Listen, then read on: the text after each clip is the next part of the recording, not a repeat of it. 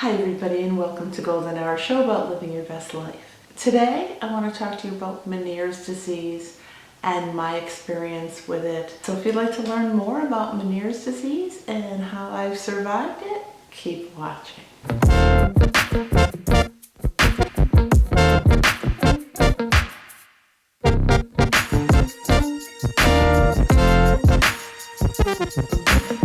Hi everybody. I want to talk to you today about Meniere's disease and my struggle and somewhat of a triumph of it. I want you to know that there's hope, even if you're in the throes of the major attacks.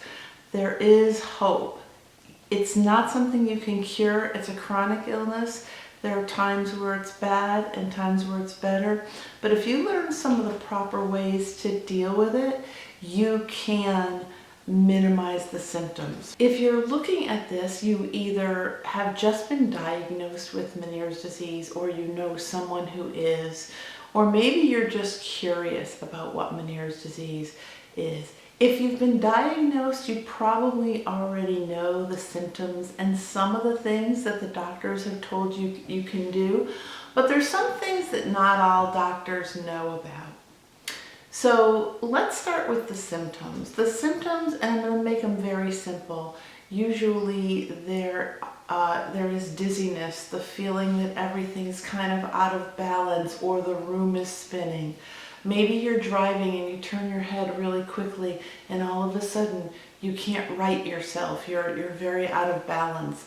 Nausea comes with Meniere's disease, and tinnitus and loud sounds in your ear, and even some ear fullness and pressure.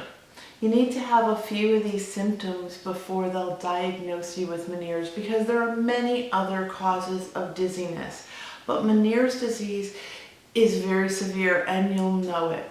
I had ear problems all my life with ear infections and swimmer's ear and things like that, but somewhere around my 20s, after a major car accident in which a drunk driver hit my car head on, I developed these symptoms, and I also developed OCD, which I'll talk about in another video. Both of these are very, very chronic, debilitating illnesses that you have to work with in managing them.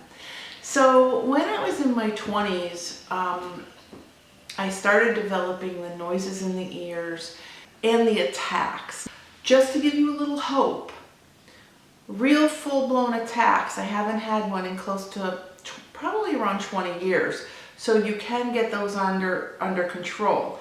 I wanted to take this show last week, but I had 4 days last week with very loud noises in my ear and a real feeling of dizziness and nausea. Even today, the ringing's quite loud, and I am feeling a little nauseous because I bent down to pick something up, but it's nothing like it was last week. The first thing that happens when you get an attack, usually you start to feel some pressure in your ear. The sound might get super loud. For me, it sounded like an airplane was landing in my ear. And then you start to vomit. You start to throw up profusely, and you really don't feel well. And that feeling can last anywhere from minutes or an hour to several hours.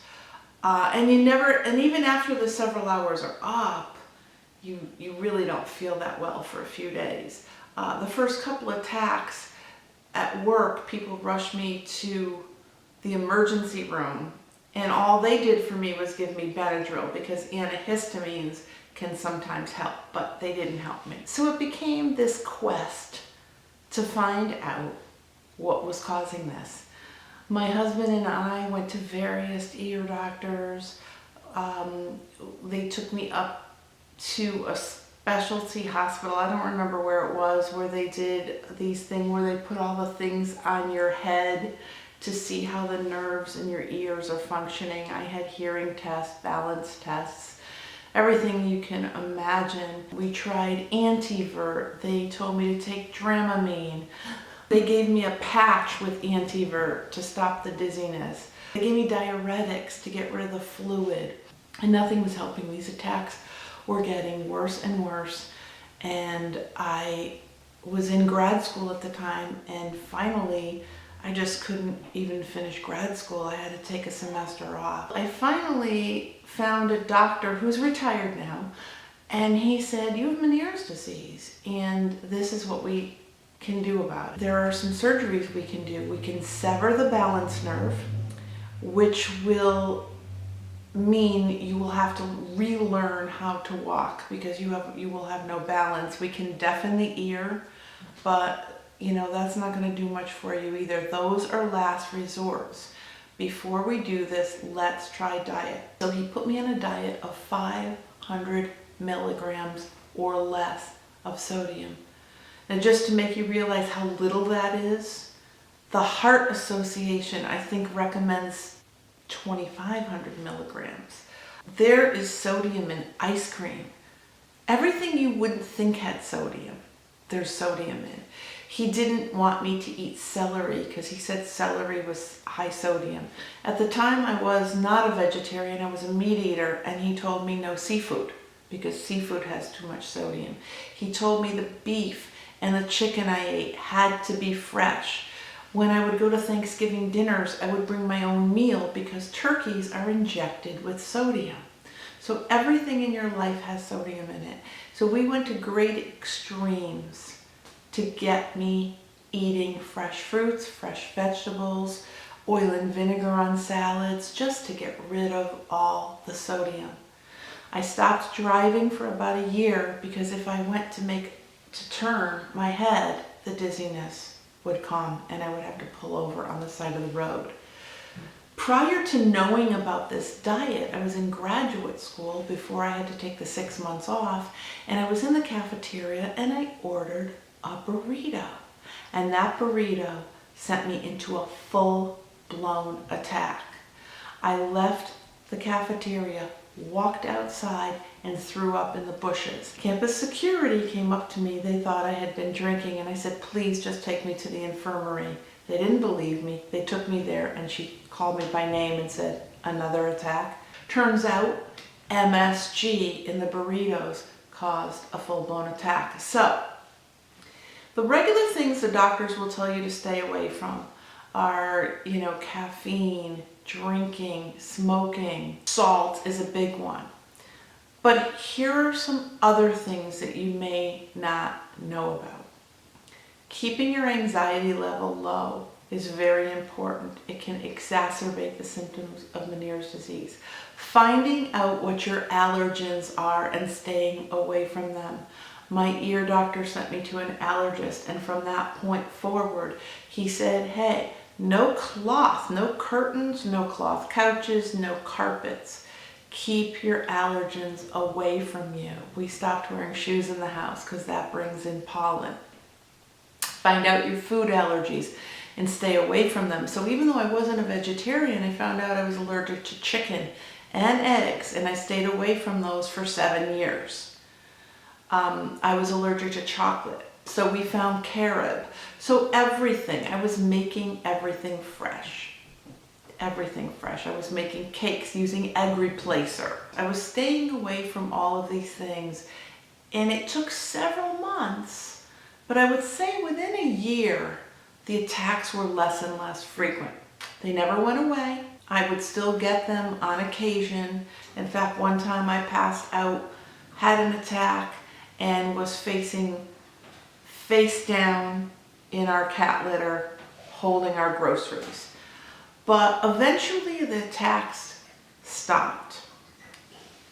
The tinnitus and the onset of dizziness and the nausea never went away. I have not had one day in over 30 years where I haven't had sound in my ear and a general feeling of nausea.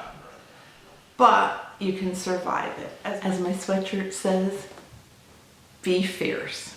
And now, 30 plus years later, I still have ringing in my ears, still feel nausea, still have a hard time, looking up or looking down quickly without getting dizzy. I've lost 40% of hearing in my left ear, but the major attacks with the vomiting have stopped. And so you can have some semblance of a normal life. I can't sing anymore. I used to be a pretty good singer, and now I can't tell because of my hearing and the ringing whether I'm on key or not. So it is kind of detrimental if you are a singer or are a dancer. These are things that you may not be able to do once you get this. The movement of dancing would probably make you dizzy, and singing you won't really be able to tell what you're doing. But other than that, anything where there's spinning, I can't do. Surround sound really bothers me. But if you know what these things are and you take precautions, concerts, I don't go to too often. If I go to a very loud concert, it really makes the noise in my ear even worse for the days following it. So I would suggest earplugs if you're going to do something like that. The reason that caffeine isn't good for you when you have Meniere's is because caffeine and alcohol both interfere with your body's ability to regulate fluids. And Meniere's disease is caused by fluid in your inner ear. The way the doctor explained it to me is the fluid in your inner ear gets too much and it spills into the other part of your middle ear, and the two fluids mixing together is what causes this attack. And your eardrum ruptures, and then everything starts to go back again. But every time your eardrum ruptures, it damages more of your ear and thus hearing loss. That's how he explained it to me. Nicotine is bad because nicotine can restrict the blood flow to the inner ear. So nicotine, caffeine, alcohol, all really bad. I did not know this until I just read about this particular one, is that sugar is bad for you. And I was a sugarholic. I haven't been. I gave up sugar a year ago. But I didn't know that sugar was a major factor in this. And the reason sugar is because sugar prompts an insulin response, and insulin contains sodium, and sodium leads to fluid retention, which leads to the Meniere's attacks. Some other things I didn't know that I would have loved to have known 30 years ago is to avoid antacids because they have sodium, to avoid ibuprofen because that can cause water retention, and to avoid aspirin because aspirin can make the tinnitus worse. In addition to that, get proper sleep, rest when you have the attacks, keep the anxiety level low, find out your allergens, stay away from them, and avoid caffeine, alcohol, salt, and sugar. But the main thing is eat a low salt diet and see how that helps you before you go on to have any of those horrible surgeries. Be fearless. You can live with this. It's an annoying disease, but remember, stressing over it is only going to make it worse. I think when I started to accept the fact that it wasn't curable and stopped running from doctor to doctor and just ate the proper diet is when I started to get better. Because what my doctor told me, and that always sticks in the back of my head, is that he had a patient that lost hearing in both ears within a span of months just from stress. So if you want to save the other ear, do these things. Don't stress out about the damage to one, and let's stop the damage from going to the other. So one of the things I also wanted to mention is that when I was diagnosed with this, there weren't a lot of low sodium or no salt options other than making sure you were eating fresh fruits and vegetables. My husband was very supportive, and he would go grocery shopping with me and he would read labels. And we found bread that had no sodium, we found cream cheese that had no sodium, we found peanut butter that had no sodium. In fact, one of the best Christmas presents he ever gave me was this humongous box.